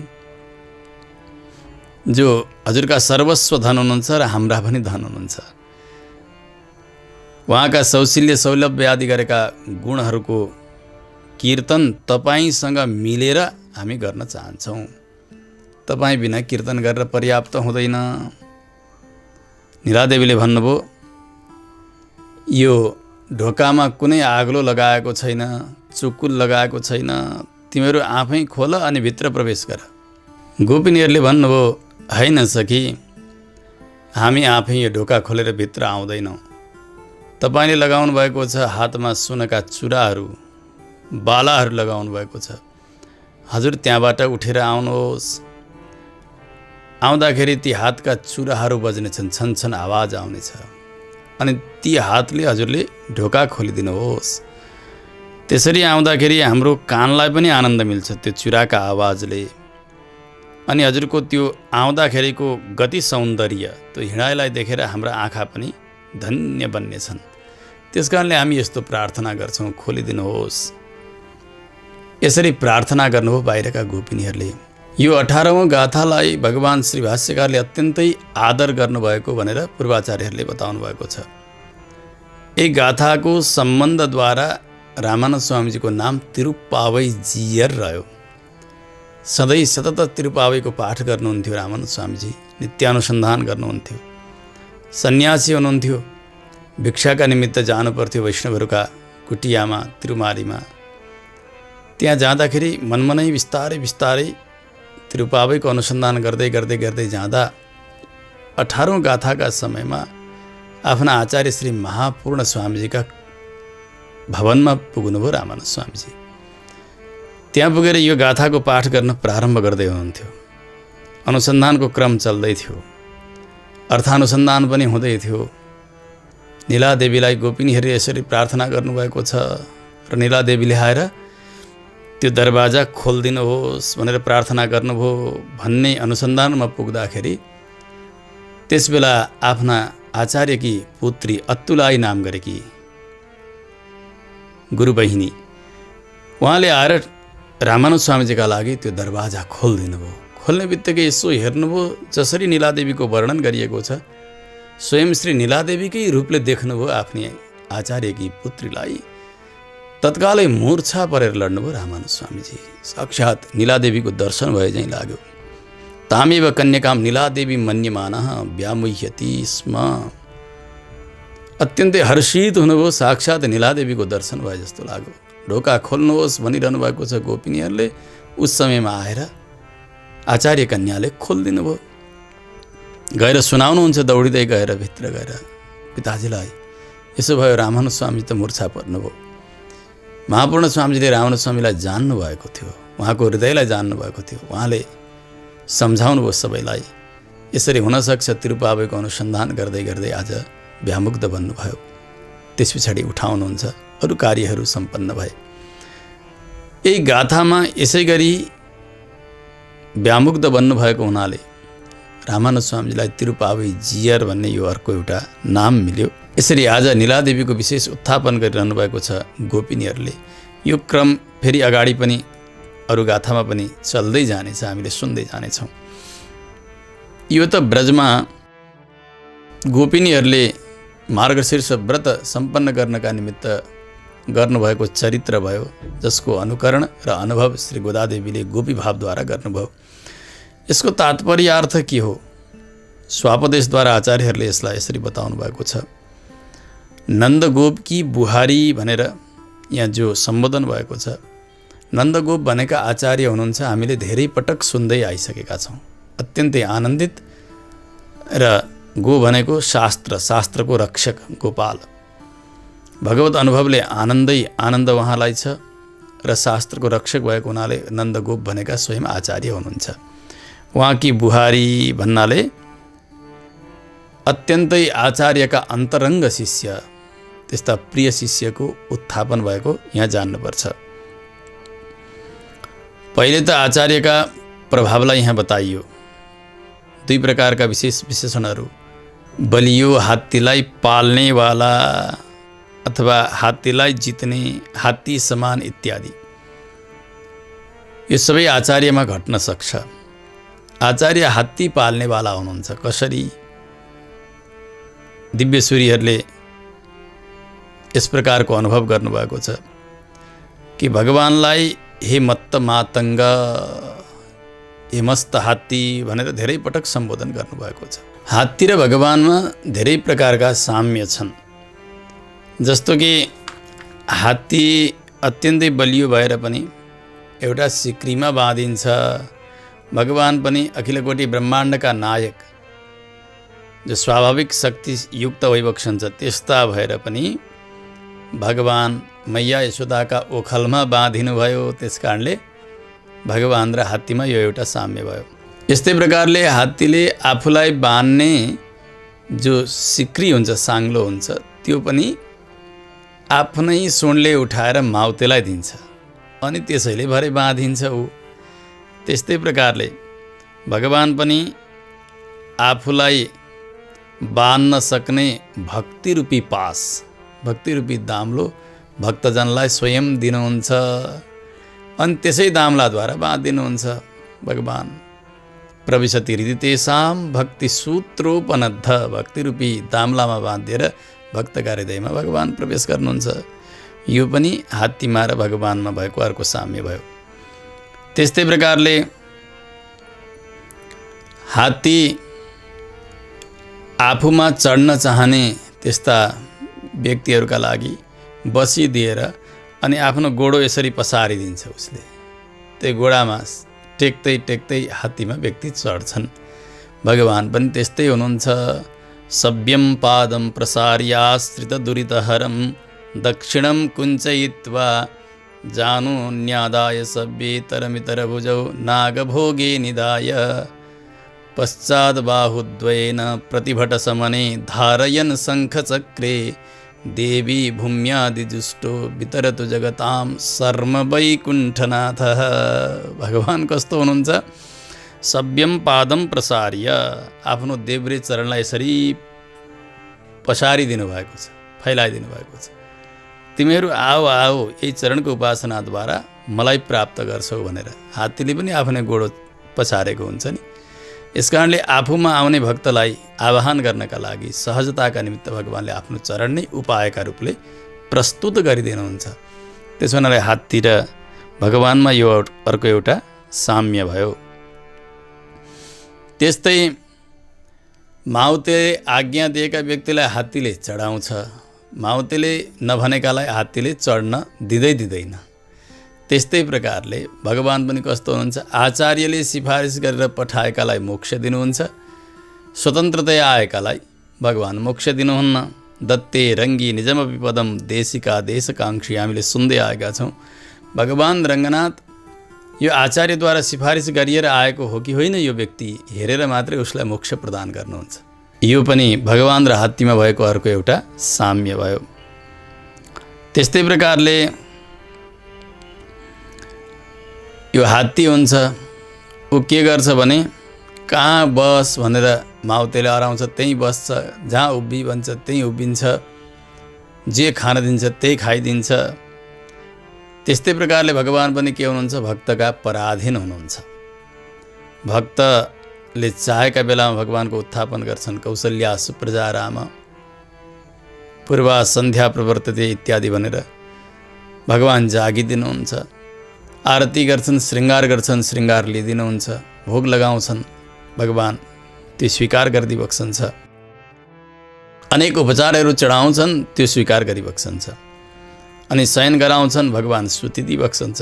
यसरी भगवान पनि अन्तरङ्ग त्यस्ता आफ्ना भक्तजनको अधीनमा रहनुहुन्छ। काञ्चीमा श्री बेगा सेतु नाम गरेका भगवान हुनुहुन्छ। उहाँको नाम यथोक्तकारी पनि हो। त्यहाँ काञ्चीका राजा हुनुहुन्थ्यो वल्लभदेव नाम गरेका, अत्यन्तै वैभवशाली हुनुहुन्थ्यो उहाँ। एक समय के भो भक्तिसार सूर्यको अवतारको समय छ, महायोगी हुनुहुन्थ्यो भक्तिसार। भगवान बेगा सेतु जो यथोक्तकारी भनिन्छ, उहाँको नित्य सेवामा लाग्नुभएको छ, महान योगी पनि हुनुहुन्छ। उहाँका शिष्य हुनुहुन्थ्यो कनिकृष्ण नाम गरेका। उहाँमा कवित्व अद्भुत थियो, भगवानका विषयमा अत्यन्तै सुन्दर पद्यहरूको रचना गर्नुहुन्थ्यो। एक समय एउटी नारी जो वृद्ध आमा सधैँ आएर भक्तिसार सूरीका सन्निधिमा आएर कहिले रङ्गबल्ली गरिदिने, भगवानका सेवाका सामग्रीहरू तयार गरिदिने इत्यादि सेवा गर्न थालिन्, सबरीको जस्तो। योगी भक्तिसारले सोध्नुभयो, आमा तपाईँका सेवाले म प्रसन्न छु, माग्नुहोस् के चाहनुहुन्छ? ती वृद्ध आमाले भनिन्, हे महायोगी, हजुर समर्थ हुनुहुन्छ, मलाई यौवन्दी बक्सियोस्, सुन्दरी बन्न इच्छा छ, मलाई युवती बन्ने इच्छा छ। परिपूर्ण कृपा कटाक्ष वर्षा गरिदिनु भयो योगी भक्तिसारले। ती वृद्ध आमा त एउटी सुन्दरी युवती बनिन्। एक समय राजभवनमा पुग्छिन् यिनी। राजा वल्लभदेव अत्यन्तै लोभिनु भयो यिनको सौन्दर्यमा। त्यसबेला राजाले प्रस्ताव गर्नुभयो, देवी तिमी मेरी पत्नी बना। स्वीकार गर्छिन् उनले, राजाकी पत्नी बनिन् उनी। अब समय बित्दै गयो, राजा वृद्ध हुनुहुन्थ्यो, यी युवती छिन् जहिल्यै जहिल्यै झन्झन युवती जस्ती देखिन्छन्। वैराग्य आयो राजालाई, हो यी पत्नी युवती छन्, म भने वृद्ध भएँ, अब के गर्ने होला? चिन्ता व्यक्त गरे राजाले। त्यसबेला तिनले भन्छन्, भक्तिसार नाम गरेका योगी, उहाँले नै मलाई यो यौवन प्रदान गर्नुभएको, त्यस कारणले उहाँसँगै वरदान माग्नुहोस्, उहाँकै सेवा गर्नुहोस्। तर सोझै जाँदाखेरि त्यति चाँडै कृपा उहाँले गर्नुहुन्न, यसको प्रक्रिया एउटा छ महाराज। उहाँका एक शिष्य हुनुहुन्छ कनिकृष्ण नाम गरेका, महान कवि पनि हुनुहुन्छ। उहाँ सधैँ भिक्षाका निमित्त यहाँ राजदरबारमा आउने गर्नुहुन्छ। उहाँ आएका समयमा उहाँद्वारा पुरस्कार गरिएर, सिफारिस गरिएर हजुर उहाँ जानुभयो भने भक्तिसार सूरीले हजुरमाथि कृपा गर्नुहुन्छ, यो यौवन प्रदान गर्नुहुन्छ। राजाले त्यही विचार गर्नुभयो। समय हुँदै गयो। अब कनिकृष्ण आउनुभयो, यो प्रस्ताव गर्नुभयो राजाले। उहाँले भन्नुभयो, हाम्रा गुरुदेवका सन्निधिमा यस्ता यस्ता प्रसङ्गहरू, विषयका कुराहरू लिएर जान ठिक हुन्न। अरूहरूले भनिदिए कि कनिकृष्णमा यस्तो कवित्व छ, उहाँले गान गर्न थालिसकेपछि सुकेका रुखहरू पनि हरिया हुन्छन्, पत्थर पग्लिन्छन्, त्यस प्रकारको क्षमता छ। उहाँले हजुरका विषयमा स्तुति पद्य बनाइदिनु भयो भने महाराज हजुर पनि युवा बन्न सक्नुहुन्छ भनिसकेपछि अर्का दिन कनिकृष्णलाई फेरि बोलाउनु भयो राजाले। बोलाएर सभामा यही प्रस्ताव गर्नुभयो, मेरा विषयमा कविता रचना गरिदिनुहोस्। कनिकृष्णले भन्नुभयो, म भगवानदेखि अतिरिक्त कसैको पनि गान गर्दिनँ महाराज, क्षमा गर्नुहोस्। राजाले धेरै फकाउँदा पनि उहाँ मान्नु भएन। अन्तिममा राजा रिसाएर भन्नुभयो, त्यसो भए तिमी अब मेरा नगरमा नबस, मेरा राजधानीमा नबस, जाऊ मेरा राज्यबाट। उहाँले भन्नुभयो, हजुरको गान गर्नु, एउटा प्राकृत पुरुषको गान गर्नु, श्रृङ्गारिक कवित्व गर्नुभन्दा बरु मलाई यहाँबाट जानु नै ठिक हुन्छ महाराज, जो आज्ञा म जान्छु, म त भगवानदेखि अतिरिक्त कसैको गान गर्दिनँ। सोझो जवाब दिनुभयो। जानुभयो, गएर भक्तिसार हुनेलाई भन्नुभयो, राजाको यस्तो आज्ञा छ, म अब यो राज्य छोडेर जाँदैछु। आफ्ना सामान तिलकपेटी सबै पोको पार्नुभयो। कनिकृष्ण हिँड्न लाग्नुभयो कान्छीबाट। भक्तिसार सूरीलाई छटपटी भयो, हो यस्ता अनन्य शिष्य, यस्ता अनन्य भक्त जाँदै हुनुहुन्छ। आफूले सेवा गर्दै गरेका भगवान यथोक्तकारीसँग गएर प्रार्थना गर्नुभयो, प्रभु हजुर समर्थ हुनुहुन्छ। तर आज यस्तो एउटा विलक्षण घटना भयो। कनिकृष्ण जाँदैछन्, उनी बिना म बाँच्नै सक्दिनँ, मेरा प्यारा यिनी भक्त हुन्, त्यस कारणले म पनि जान्छु। हजुर सुखपूर्वक यहाँ भोग ऐश्वर्य सबै चिज लिएर बसिबक्सेला, म जान्छु, आज्ञा पाऊँ। गएर प्रार्थना गर्नु भक्तिसारले। भगवानले भन्नु, भक्तिसार तिमी जब जान्छौ भने म यहाँ के गरी बस्नु र? तिमी जहाँ जान्छौ म पनि त्यहीँ जान्छु। त्यसो भए उठ्नुहोस्, हजुर पनि आफ्नो सामान पोको पार्नुहोस्। अब यता भक्तिसारले आफ्नो सामानको पोटली बोक्नु भएको थियो। भगवान आफै त्यो शेषको सैया पोको पार्नुभयो, आफ्नो सामान पोको पारेर भक्तिसार मुनिका पछाडि लाग्नुभयो। अगाडि कनिकृष्ण, त्यस पछाडि भक्तिसार मुनि, त्यस पछाडि भगवान यथोक्तकारी भगवान। अब जाँदै हुनुहुन्छ, जाँदा जाँदै त्यस क्षेत्रका सारा दिव्य देशका भगवानहरू 18 दिव्य देश हुनुहुन्छ, अरू सारा अर्चा विग्रहहरू पनि भगवानको पछि लाग्नुभयो। त्यहाँ एकेम्बर नाम गरेका भगवान शङ्करको एउटा स्थान छ शिवखाञ्चीमा, भगवान शङ्कर पनि पछि लाग्नुभयो। सारा देवता पछि लागे, नगरवासीहरू सबै पछि लागे। यहाँबाट वहाँसम्म लाखौँको लस्कर चल्न थाल्यो। हल्ला पुग्यो राजदरबारमा। यसरी सबै देवताहरूले छोडेर जाँदै हुनुहुन्छ। भगवान जानुभयो, भक्तिसार जानुभयो, कनिकृष्णका साथसाथै नगरवासीहरू पनि सबै गए। यस्तो हुन लाग्यो महाराज, जति बेला रामचन्द्रको वनवास भयो नि त्यसबेला जुन स्थिति भयो, सारा नगरवासीहरू भगवानका पछि पछि लागेका थिए, त्यही स्थिति भयो। रामचन्द्रको वनवासका समयमा ती वृक्षहरू सुकेका थिए, लहराहरू ऐलाएका थिए, नदी उम्लिएका थिए, चराचुरुङ्गीहरूले एकदमै आर्तनाद गरेका थिए, पशुहरू पनि रोएका थिए। आज त्यही दशा भयो काञ्चीमा। अब त अनर्थ हुने भयो। राजपुरोहितहरूले भने, मन्त्रीहरूले भने, महाराज महाराज जसरी पनि भक्तिसारलाई रोक्नुपर्छ, कनिकृष्णलाई रोक्नुपर्छ, अनि मात्रै भगवान रोकिनुहुन्छ। दौडिँदै जानुभयो महाराज वल्लभदेव, गएर चरणमा पर्नुभयो, भक्तिसार मुनिसँग प्रार्थना गर्नुभयो। पहिले त भगवानसँग गर्नुभयो। भगवानले भन्नुभयो मेरा भक्तिसार जहाँ जान्छन् म त उहीँ जान्छु, भक्तिसारलाई मनाऊ। गएर भक्तिसार मुनिलाई प्रार्थना गर्नुभयो। उहाँले भन्नुभयो मेरा कनिकृष्ण जहाँ जान्छन् म त्यहीँ जान्छु, कनिकृष्ण रोकिन्छन् भने म रोकिन्छु। गएर राजाले फेरि कनिकृष्णसँग प्रार्थना गर्नुभयो, हजुर नगइदिनुहोस्, नगइदिनुहोस्। त्यस पछाडि प्रार्थना भइसकेपछि उहाँ रोकिनुहुन्छ। अब जहाँसम्म भगवान जानुभएको थियो फर्किने त कुरै भएन। अरू सबै त नगरवासीहरू फर्के, सम्पूर्ण दिव्य देशका भगवानहरू आफ्ना आफ्ना गर्भालयमा प्रवेश गर्नुभयो। गएर शिवजी पनि जानुभयो, नगरवासीहरू पनि आए। भगवानले भन्नुभयो अब म यहीँ रहन्छु, जहाँ आएको छु त्यहीँ रहन्छु। आखिर राजाकै यही नगरी नै हो, यहाँ बस्छु। त्यस्तो आज्ञा भयो। भगवान यथोक्तकारी त्यहीँ विराजित हुनुहुन्छ। आज पनि हामी सेवा गर्न दर्शन गर्न जान सक्छौँ। भगवान यथोक्तकारी, भक्तले जे चाहेका छन् त्यो पुरा गरिदिनेवाला, भक्त परतन्त्र हुनुहुन्थ्यो त्यस्ता भगवान। यहाँ किन यो बताएको त भने भक्तिसार मुनिन्द्र दिव्य चरिते अनुसन्धेयम। काञ्चीमा बेगासेतु भगवान जो यथोक्तकारी भगवान हुनुहुन्छ, उहाँ यस्तै हुनुहुन्थ्यो, भक्तका अधीनमा हुनुहुन्थ्यो। त्यसकारणले हात्ती पनि माउतेका अधीनमा हुन्छ, जसरी भगवान पनि यस्ता भक्तका अधीनमा हुनुहुन्छ। यस उसले भगवान र हात्तीमा यो अर्को साम्य भयो। यस्तै प्रकारले हात्तीलाई स्नान गराइदिन्छन् माउतेले, लहराहरू हालेर औषधि हालेर कुँडेमा पकाएर खुब मस्काई मस्काई नुहाइदिन्छन्। जुरुक्क उठ्छ हात्ती, गएर धुलो उठाउँछ, सुँडले छ्याप छ्याप त्यो चिसो शरीरमा फेरि फ्याँक्छ, अझै फोहोरी बन्छ। त्यस्तै प्रकारले भगवान पनि हात्ती हुनुहुन्छ। बडे बडे ज्ञानीहरूले द्राविड सुक्तिहरूद्वारा पवित्र गरेर स्नान गराइदिनु भएको हुन्छ, भगवानको निर्मल यशको गान गरेर।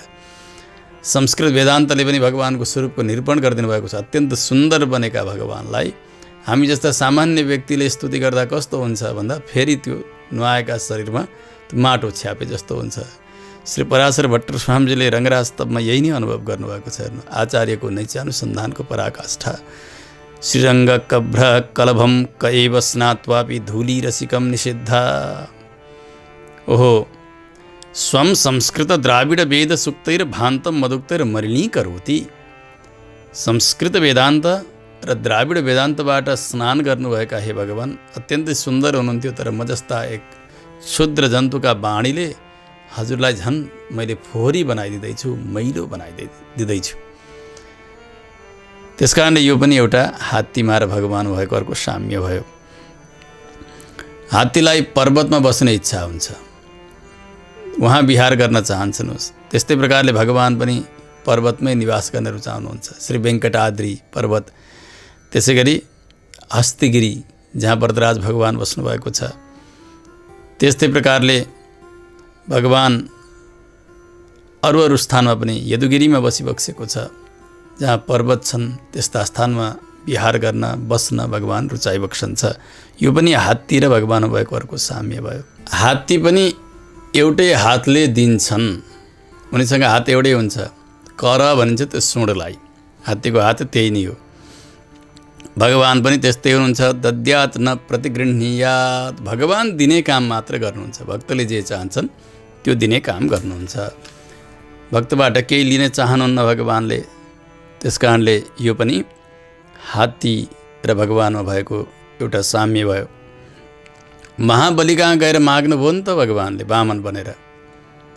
यो कसरी हुनसक्छ भन्दा त्यहाँ पनि भगवानले औदार्य नै देखाउनु भएको छ। त्यहाँ मागेर पनि आफूलाई लागि होइन, यी इन्द्र आदि गरेका देवताहरूका निमित्त नै भगवान त्यो माग्ने काम गर्नुभएको छ। त्यस्तै आफूले आर्जन गरेको, आफूलाई दिएको धन हात्तीले आफूलाई राख्दैन, माउतेलाई दिइदिन्छ।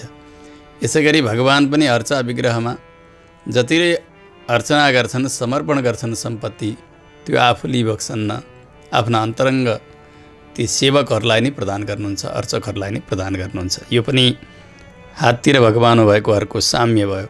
यस्तै प्रकारले हात्ती र भगवानमा भएको अर्को साम्य पनि छ।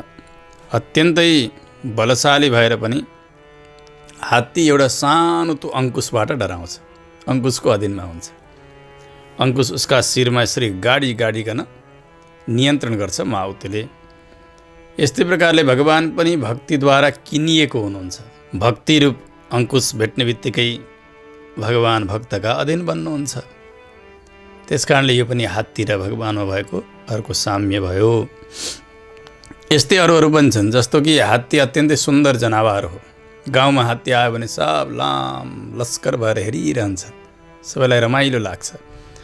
त्यस्तै प्रकारले भगवानको दर्शन गरिरहँदा पनि अझै गरौँ जस्तो लाग्छ।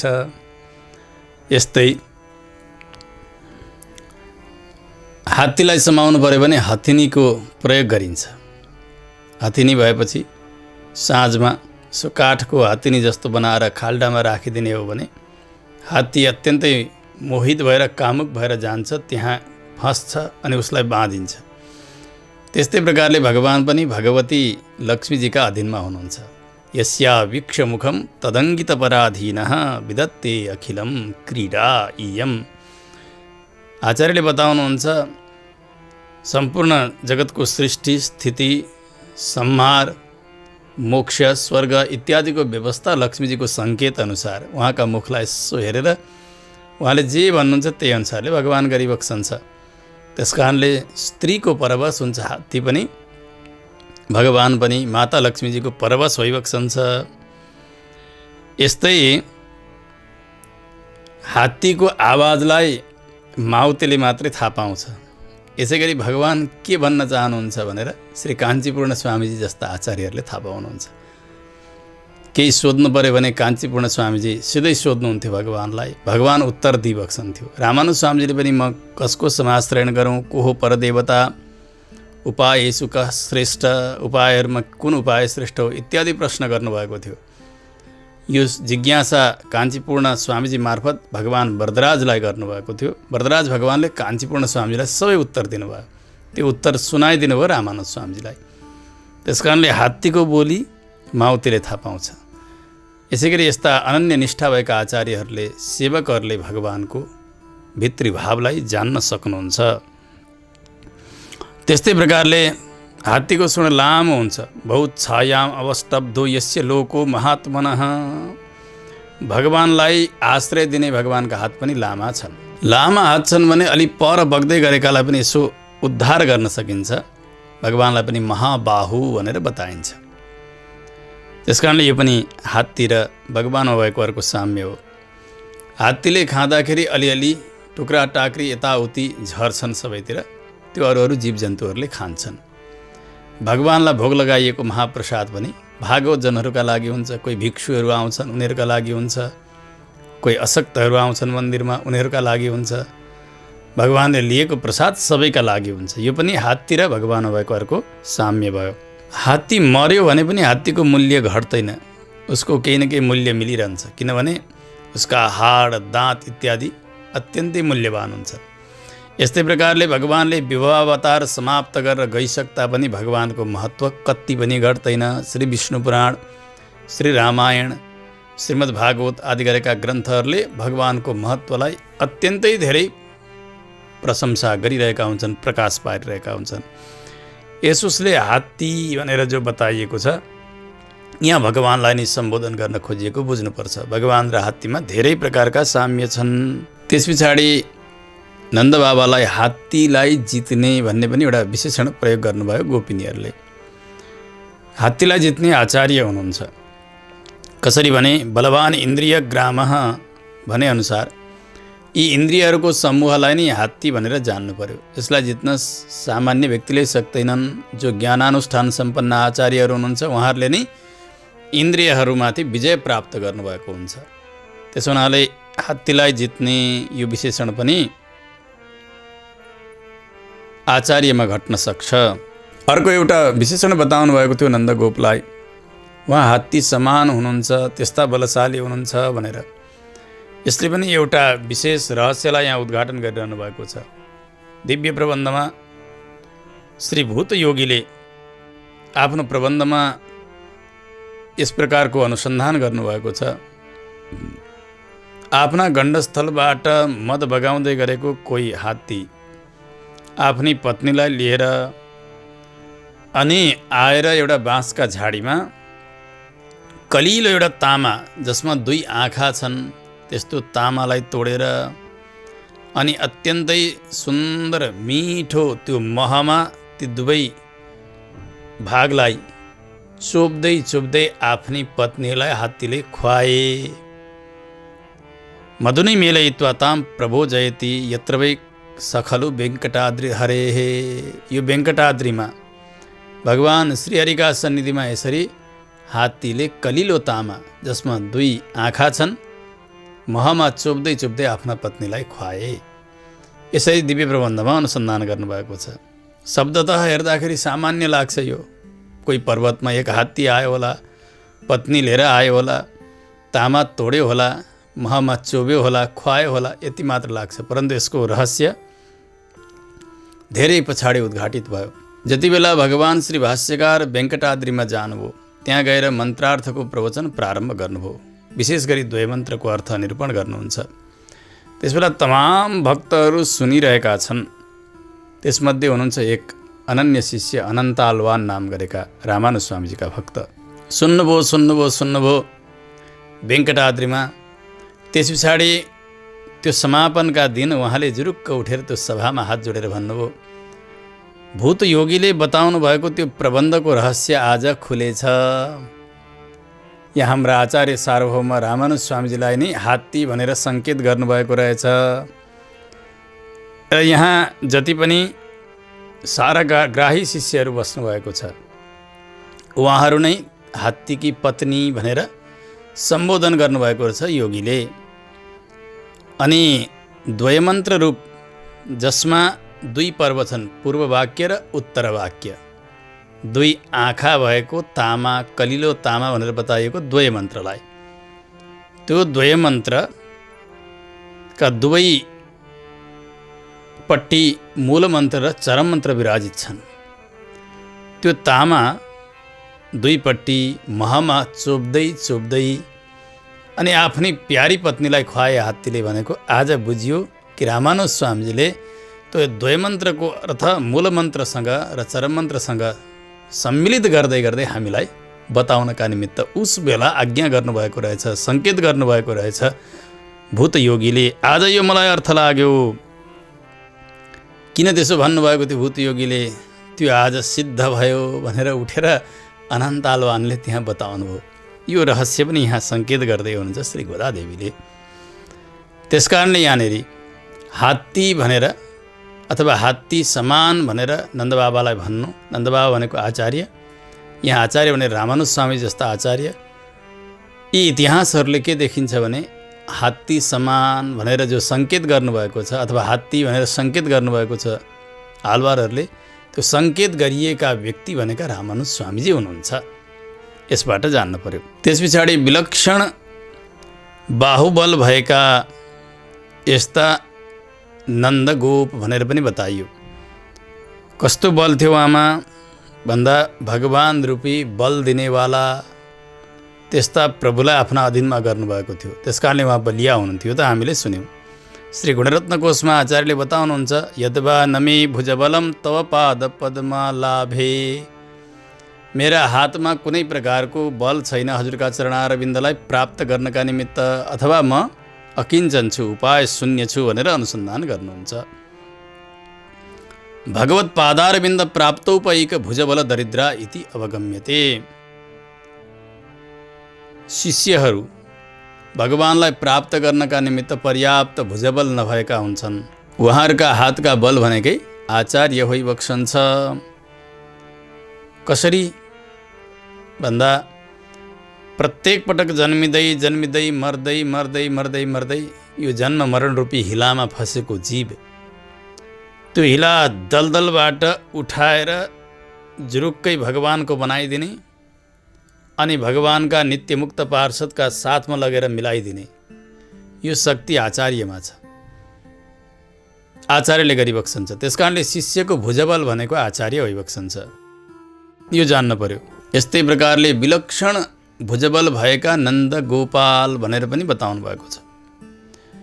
विलक्षण हातमा शक्ति भएका श्री पराशर भट्टर स्वामीजीले बताउनुहुन्छ, यद्वा नमे भुजबलम तव पाद पद्म लाभे।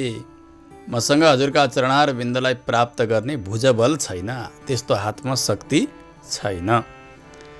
शिष्यमा त्यो शक्ति हुन्न, आचार्यमा शक्ति हुन्छ। नन्दगोप भनेका आचार्य हुनुहुन्छ। जन्म मरण रूपी दलदलमा फसेको शिष्यलाई समाएर भगवानको बनाएर नित्यसूरी मुक्तसूरीहरूका पङ्क्तिमा पुर्याइदिने शक्ति आचार्यका हातमा छ। त्यसो भएको हुनाले त्यस्ता विलक्षण बलशाली भनेर पनि आचार्यलाई नि भनेको जान्नुपर्छ।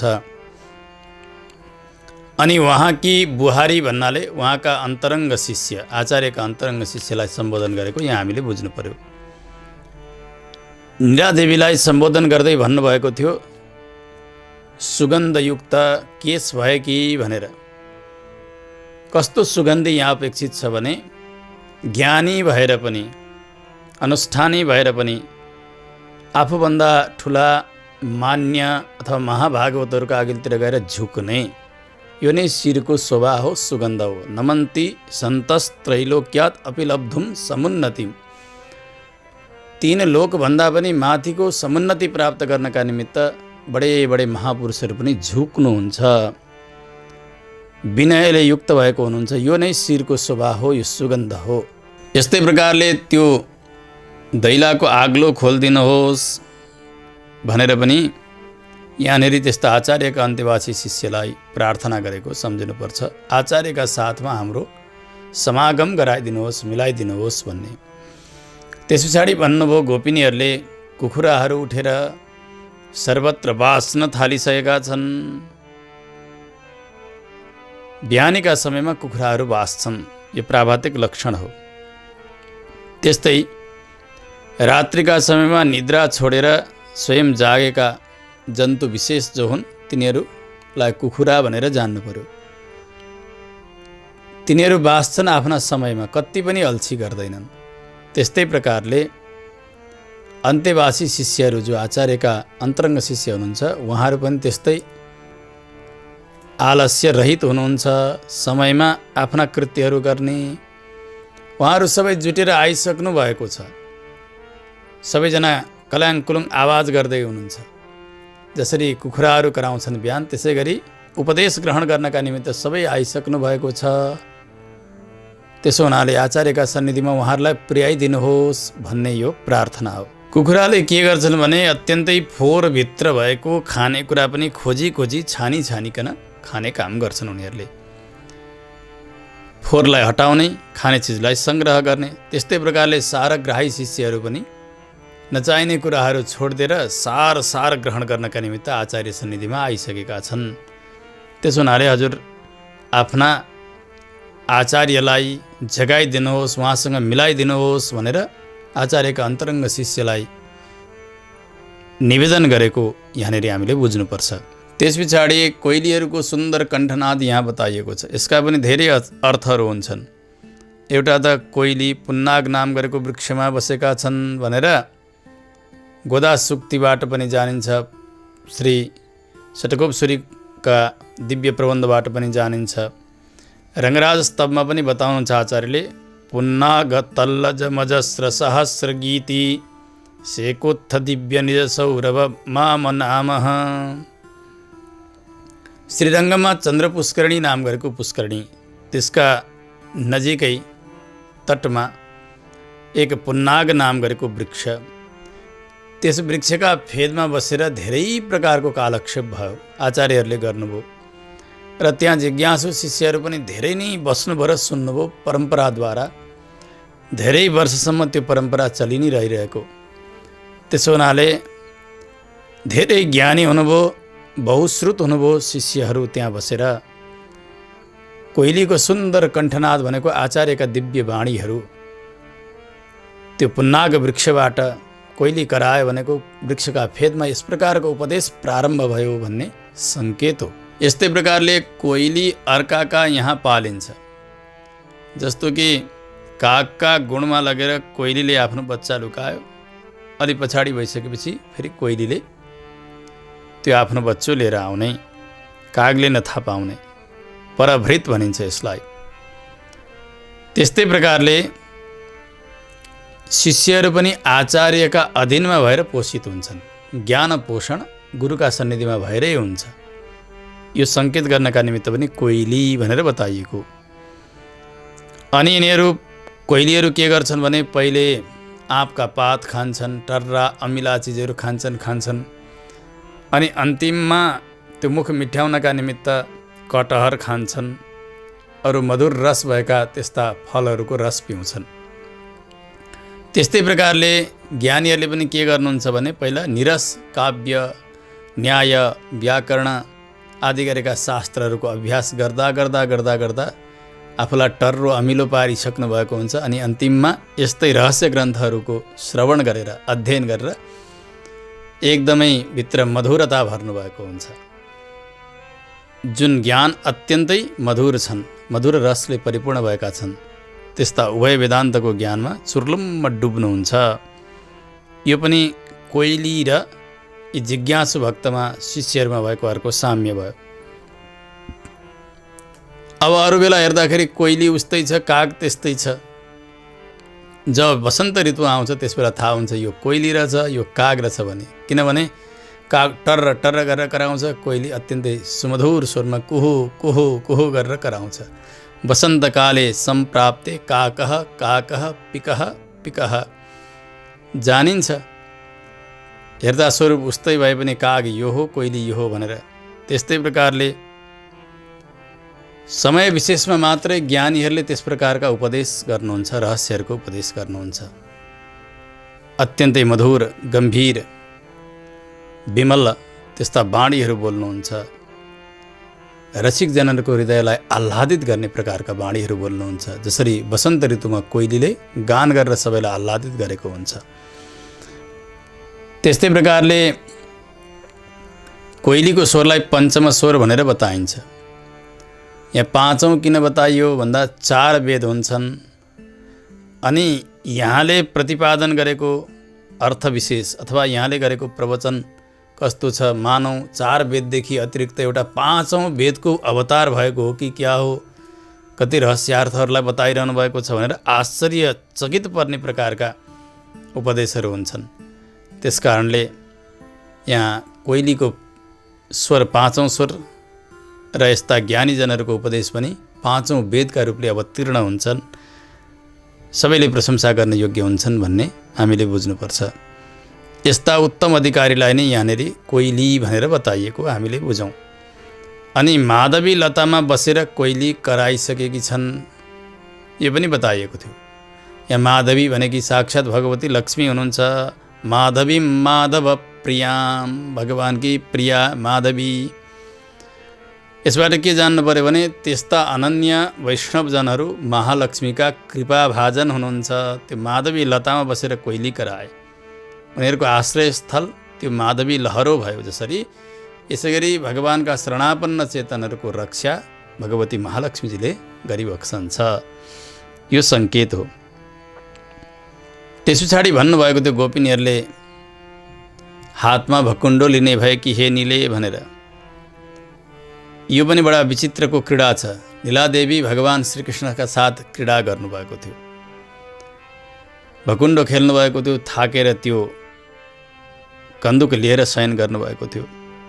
भगवान पनि यस्ता क्रीडा गर्नेवाला हुनुहुन्छ। आफ्नी नीलादेवीका साथ, पट्टमहिषीका साथ रहेर कस्तो क्रीडा गर्नुहुन्छ व्यासजीले बताउनुहुन्छ महाभारतमा। त्वं न्यञ्चद्भिः उदञ्चद्भिः कर्मसूत्रोपपादितैः हरे विहरसि क्रीडा कन्दुकैरिव जन्तुभिः। हजुर यस प्रकारको क्रीडा कन्दुक खेल्नुहुन्छ हे भगवान। जस्तो कपडामा पोको पारेर एउटा भकुण्ड बनाउने हो भने त्यसलाई सिलाएर अनि बन्दी गर्नुपर्छ, त्यस्तै प्रकारको भकुण्डो हजुर खेल्नुहुन्छ। कहिले त्यो भकुण्डो माथि फ्याँकिदिनुहुन्छ, कहिले तलतिर फ्याँकिदिनुहुन्छ। त्वं न्यञ्चद्भिः उदञ्चद्भिः कर्मसूत्रोपपादितै, कर्मरूपी धागाले सिएको त्यो भकुण्डो। बडा विचित्र भकुण्डो खेल्नुहुन्छ, जन्तुरूप भकुण्डो। उसले कर्म यदि उत्तम कर्म गरेको छ भने स्वर्गतर्फ फ्याँकिदिनुहुन्छ त्यो भकुण्डोलाई, अनि त्यस्तै निहीन कर्म गरेको छ भने नरकतिर फ्याँकिदिनुहुन्छ। अनि त्यस्तै गरी खेल खेल्दै खेल्दै जाँदा कहिलेकाहीँ त्यो भकुण्डोलाई आफैले समाउनु पर्ने पनि हुन्छ सुरक्षाका निमित्त।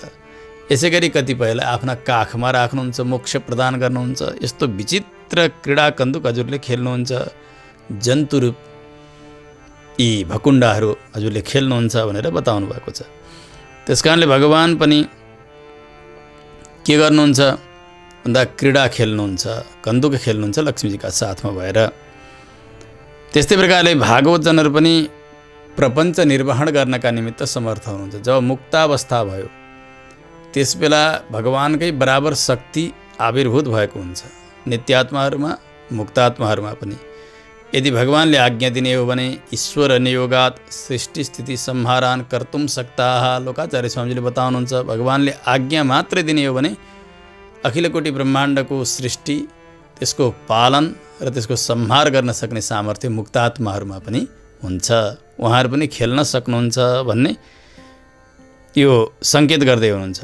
भगवानको त्यो शक्ति त स्वाभाविक हो, तर जीवात्मा भएको शक्ति चाहिँ भगवानको आज्ञाधीन हो। भगवानले आज्ञा नदिउन्जेलसम्म उहाँहरूले जगत बनाउने, पालन गर्ने र संहार गर्ने गर्नुहुन्न।